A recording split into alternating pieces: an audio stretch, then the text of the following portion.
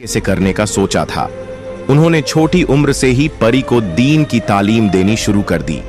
घर में परी की तरबियत इस अंदाज में की जाने लगी कि वह इस्लामी उसूलों पर अमल करे।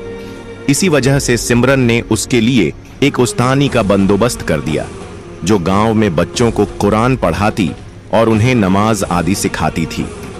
सिमरन ने परी को 3 साल की उम्र में ही उस्तानी के पास भेजना शुरू कर दिया। वहां परी दूसरे बच्चों के साथ बैठकर पढ़ने लगी। उस्तानी के पास बैठकर परी ने कुरान पढ़ना शुरू कर दिया और रोज कुरान का सबक लेती और उसे दोहराती रहती।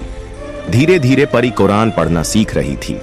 सिमरन और शफीक बेहद खुश थे कि उनकी बेटी कुरान पढ़ रही है।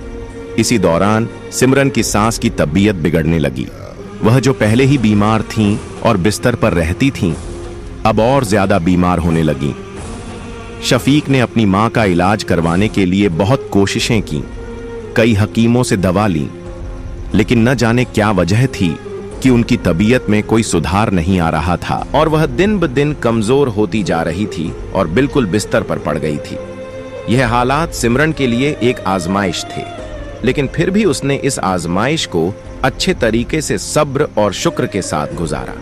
सिमरन की सास 1 महीने तक बिस्तर पर पड़ी रहीं।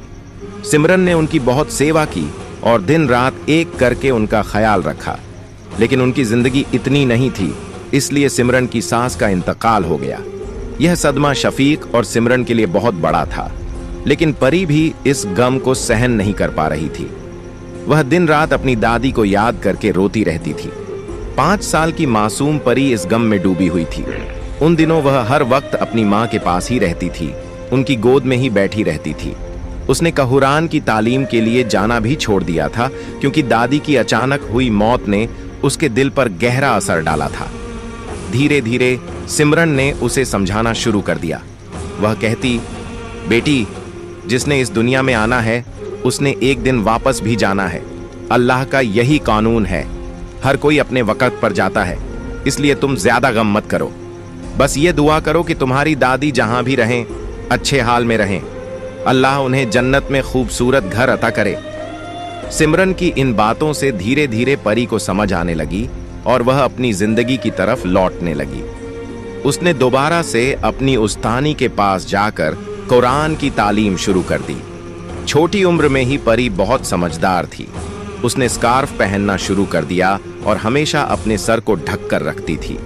उसकी उस्तानी भी उससे बहुत खुश थी, क्योंकि उसकी समझदारी ने उन्हें भी प्रभावित किया था। परी अपने माँ बाप की इकलौती औलाद थी, इसलिए शफीक और